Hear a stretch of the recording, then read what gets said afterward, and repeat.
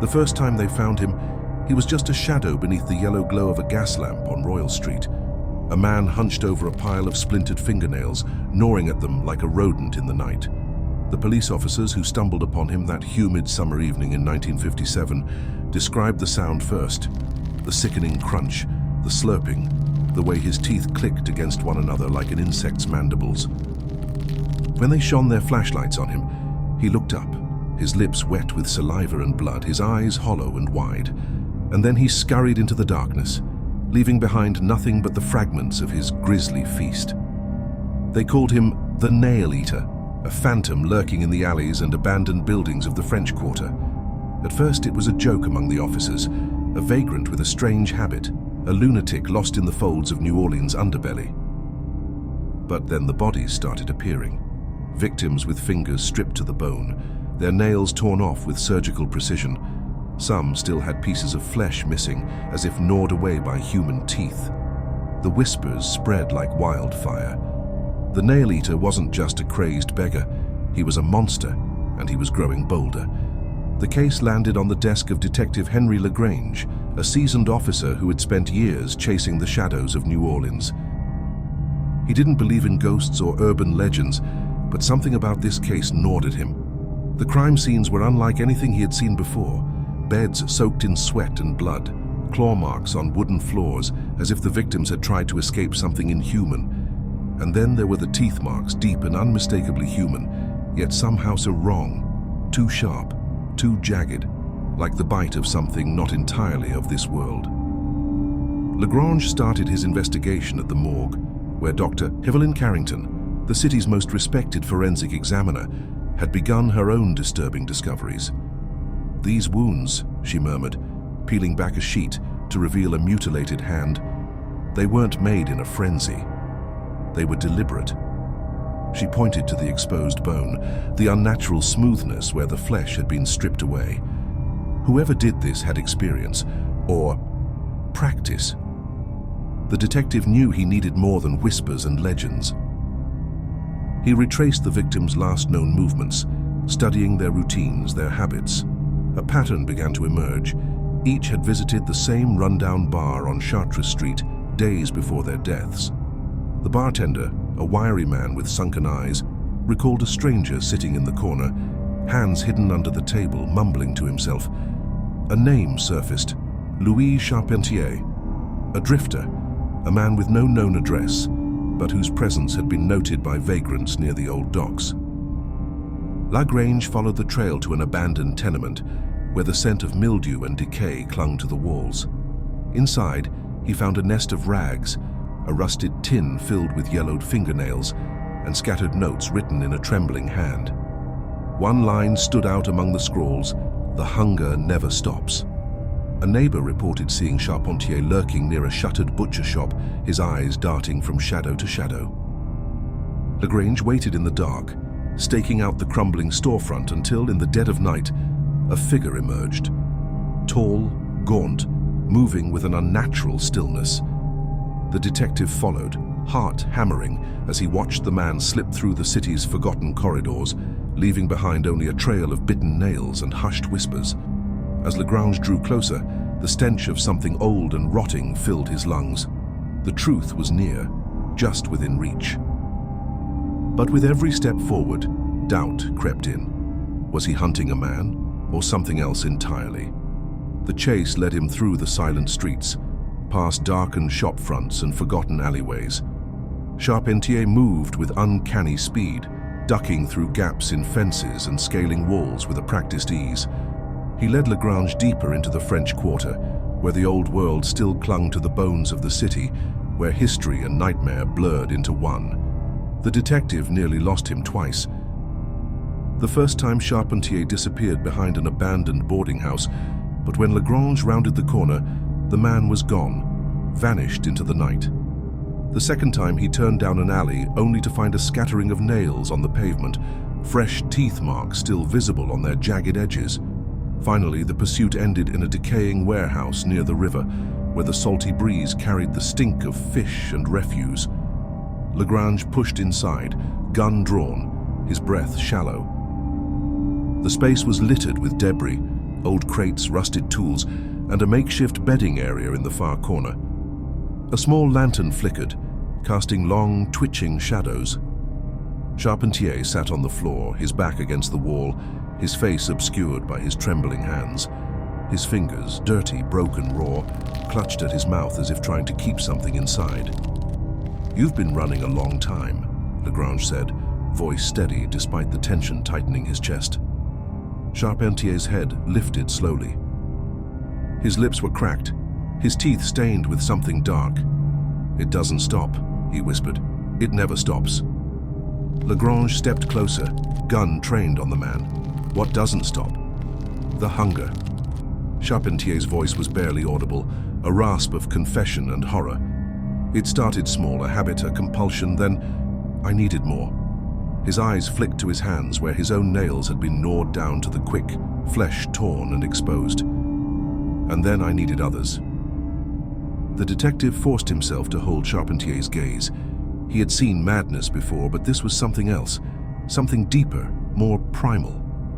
"You killed those people," LaGrange said, not as a question, but as a fact. Charpentier gave a slow, shuddering nod. "Not at first, just took what I needed, but it wasn't enough. It's never enough." LaGrange exhaled, steadying his grip on the gun. He had chased monsters before, but they had always been men underneath. He needed to believe that was still true now. "It ends here," he said. Charpentier looked past him, towards the darkness beyond the warehouse doors. A faint, almost knowing smile played on his lips. "You think it ends," he murmured. "It doesn't end." LaGrange heard the whisper of movement behind him, the soft rustling of nails scraping against wood. He turned sharply, gun ready. There was nothing there. The silence stretched, thick and suffocating. And then Charpentier lunged. LaGrange barely had time to react before a crushing weight bore him to the ground. Hands, jagged, claw-like, dug into his shoulders. The detective struggled, shoving his knee upward, but Charpentier was impossibly strong, his grip tightening with a feverish desperation. His mouth opened wide, teeth bared, his breath reeking of rot and something metallic. The gun went off, once, twice. Charpentier's body convulsed, his grip loosening as blood spread in dark rivulets across his chest.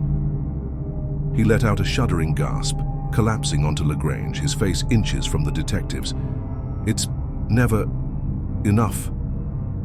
Then he went still. LaGrange shoved the body off him, his breath ragged. But even as he stood, staring down at the corpse, an awful feeling coiled in his stomach. From the shadows, something crunched, and then the sound of nails being chewed. LaGrange's hand twitched. Without realizing, his fingers drifted to his mouth, and he bit down. The crunch was deafening in the silence of the warehouse. LaGrange froze, his teeth sinking into the edge of his fingernail. The taste of blood and keratin flooded his mouth, metallic and sharp. He pulled his hand away, staring at the ragged edge of his nail, the faint smear of red on his skin. His stomach churned, but not with disgust, with hunger. The sound came again, louder now, a rhythmic, wet chewing from somewhere in the shadows. LaGrange spun, his gun trembling in his hand. The lantern's flickering light danced across the walls, casting long, distorted shapes that seemed to move on their own. He stepped forward, his boots crunching on the debris-strewn floor, his heart pounding in his ears. "Who's there?" he called, his voice hoarse. The words echoed, swallowed by the darkness. No answer, only the sound of chewing. He moved deeper into the warehouse, his flashlight cutting through the gloom. The beam caught something glinting on the floor, a trail of nails, some whole, others broken, leading toward a corner shrouded in shadow. LaGrange followed it, his breath shallow, his finger tight on the trigger. The corner was empty, but the trail didn't stop. It led to a door, slightly ajar, the wood splintered and warped. Beyond it, a set of stairs descended into blackness. The sound was coming from down there. LaGrange hesitated. Every instinct screamed at him to turn back, to call for backup, to leave this cursed place and never return.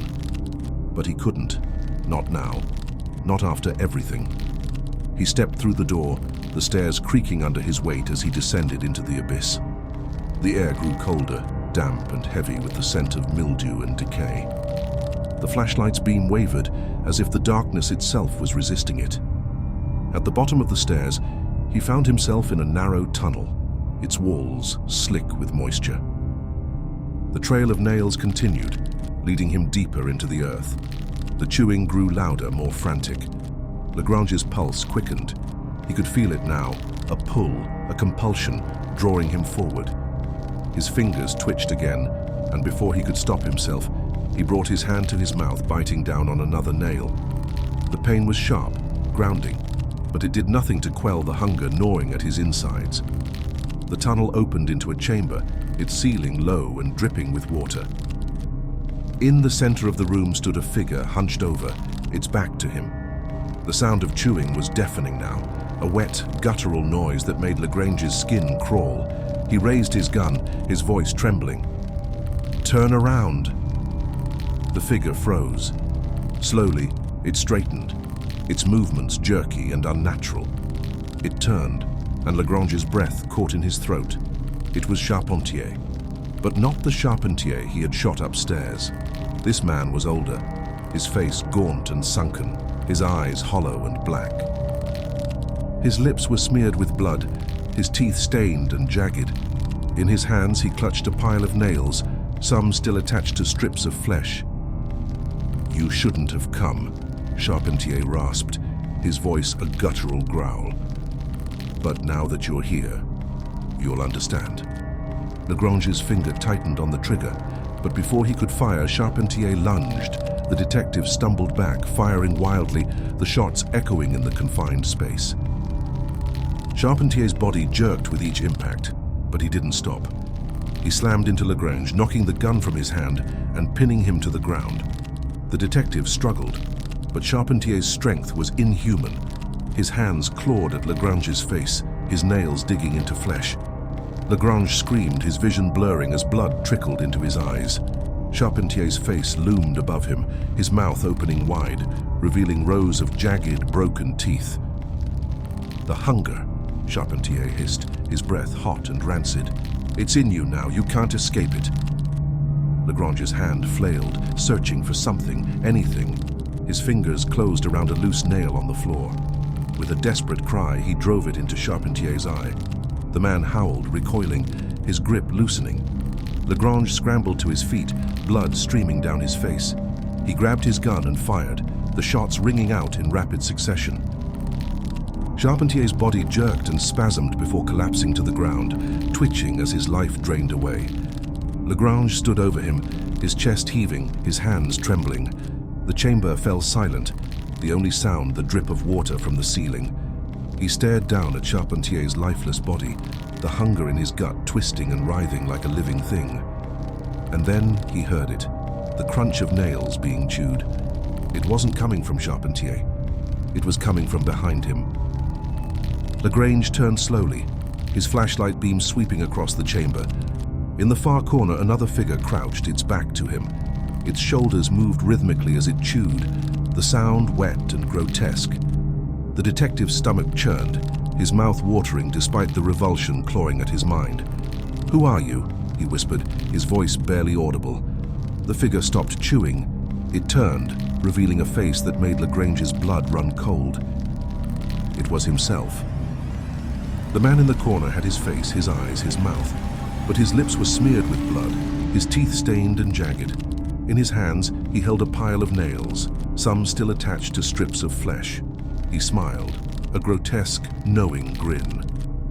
"The hunger never stops," the other LaGrange said, his voice a perfect mimicry of the detective's own. "You'll see." LaGrange stumbled back, his mind reeling. He raised his gun, but his hands were shaking so badly he could barely aim. The other him stood, stepping forward with a predatory grace. "You can't kill me," the double said, his grin widening. "I'm already part of you." LaGrange fired. The shot echoed in the chamber, the bullet tearing through the double's chest. But the man didn't fall, he kept coming, his smile never wavering. The detective turned and ran, his footsteps echoing in the tunnel as he fled back to the surface. The sound of chewing followed him, growing louder with every step. He burst into the warehouse, the cool night air hitting his face like a slap. But the hunger was still there, gnawing at his insides, demanding to be fed. He stumbled into the street, his hands trembling as he brought them to his mouth. His teeth sank into his nails, the crunching sound drowning out the chaos in his mind. Blood pooled in his mouth, metallic and warm, but it only made the hunger worse. LaGrange stumbled through the streets of the French Quarter, his vision blurred, his mind unraveling. The gas lamps flickered above him, their yellow glow casting long, twisted shadows that seemed to reach for him. He could hear it still, the chewing, the crunching. But it wasn't coming from the shadows anymore, it was coming from him. His teeth ground against his nails, his lips smeared with blood and saliva. He couldn't stop. He didn't want to stop. He found himself in an alley, his back pressed against the cold brick wall, his breath coming in ragged gasps. His fingers were raw, the flesh torn and bleeding. The hunger was too strong, too consuming. He looked down at his hands, at the jagged edges of his nails, and for a moment he saw Charpentier's face staring back at him from the bloodied mess. "It's never enough," Charpentier's voice whispered in his mind, echoing like a curse. LaGrange screamed, a raw guttural sound that tore through the night. He slammed his fists against the wall, the pain barely registering. He needed more nails, more flesh, more. He stumbled out of the alley, his eyes darting wildly. The streets were empty, the city asleep, but he could feel them. The people behind the closed doors and shuttered windows, their nails, their flesh. It called to him. A siren song he couldn't resist.